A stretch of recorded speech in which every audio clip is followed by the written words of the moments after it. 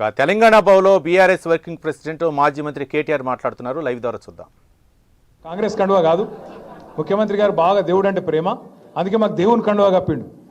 ఇట్లా విచిత్రమైన ఒక పరిస్థితి గత 20 నెలలుగా హైదరాబాద్కి వెళ్ళి మొదలు పెడితే కింద ఉండే ఒక చిన్న పల్లెటూరు దాకా అదే పరిస్థితి కనబడతా ఉన్నది. చాలా గమ్మత్తైన పరిస్థితి. ఒక ముఖ్యమంత్రి ఎట్లా ఉండాలో రాష్ట్రానికి ఎట్లా నాయకత్వం వహించాలో, ఎంత అద్భుతంగా పనిచేయొచ్చో భారతదేశానికి చూపెట్టింది మన నాయకుడు కేసీఆర్ గారు. కానీ ఒక ముఖ్యమంత్రి ఎట్లా ఉండొద్దో, ఎట్లాంటి మాటలు మాట్లాడొద్దో, ఎటువంటి పనులు చేయొద్దో చూపెడుతున్నది రేవంత్ రెడ్డి గారు. నాకు తెలియక అడుగుతా, ఇప్పుడు ఇక్కడ ఇంతమంది వచ్చారు, మీరు పరిగికెళ్ళి లోపల చాలామందికి చాలా కష్టాలు ఉంటాయి. ఇప్పుడు కొద్దిగా సురేందర్ బయటపడ్డాడు, మల్లేష్ బయటపడ్డాడు, కొంత కష్టం గిట్లున్నది గట్లున్నది అని చెప్పారు. కానీ కడుపులో ఏమున్నా, ఆఖరికి జేబులో పైసలు లేకపోయినా, బాగా అప్పులున్నా, ఒక్కొక్కరి మీ నెత్తి మీద 50 లక్షల కోటి రూపాయలు అప్పున్నా, లోపల బనీన్ చినిగిపోయినా, బనీన్ పొక్కలు పడ్డా, బయటికి మాత్రం కడకంగి కద్దరంగి వేసుకొని షాన్ మే ఫరక్ నియానా అని చెప్పి బయట తిరుగుతాం. అంతేనా? అట్లే ఉంటామా లేదా? ఎందుకంటే అట్లుంటేనే మళ్ళీ ఎవడన్నా పైసలు ఇచ్చి ఇస్తాడు, లేకపోతే ఎవడిస్తాడు అప్పు? మళ్ళీ ఎవడు ఇయ్యాడు కదా. కానీ రేవంత్ రెడ్డి కథ ఎట్లుంది?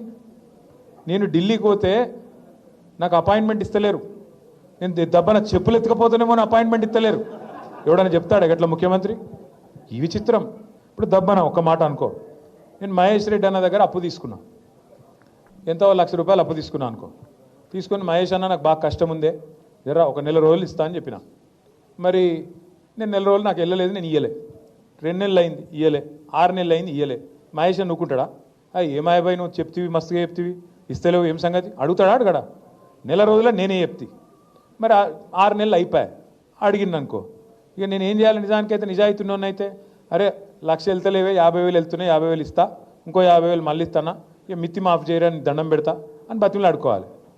కానీ ఇవాళ రేవంత్ రెడ్డి కథ ఎట్లుంది? ఏమైనా 100 రోజులలో గ్యారంటీలు అమలు చేస్తా అన్నావు, అందరికి అన్నీ ఇస్తా అన్నావు, మరి ఇవాళ ఇస్తలేవేందా అంటే ఏమంటుండే ఎరికేనా? ఏం చెప్తారా? నన్ను కోసుక తింటారా? ఏం చెప్తారు? నన్ను మీరు కోసుక తింటారా? కోసుక తినేందుకు నువ్వు ఏమైనా సేపువా, మామిడికాయవా, ఏంటిది నువ్వు? అరే ఇట్లుంటావా ఎక్కడైనా? ముఖ్యమంత్రి అనేటోడు నేను ఇక్కడ లంకె బిందెలు ఉంటాయనుకొని వచ్చిన. ఏం మాటలు అవి? ఏం అసలు మాకే పరిశాన్ ఉంది. సబితక్క ఇవాళ కాదు, ఇప్పుడే సత్యక్క చెప్పినట్టు, సబితక్క రేవంత్ రెడ్డి గారు జెడ్పీటీసీ కాకముందే మంత్రి అయిన మరి సీనియర్ నాయకురాలు.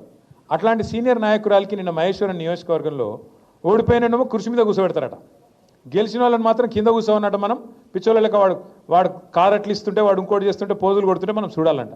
అక్క ఏమనలే పాపం. కానీ కార్యకర్తలు ఊకుంటారా? ఊకోరు కదా.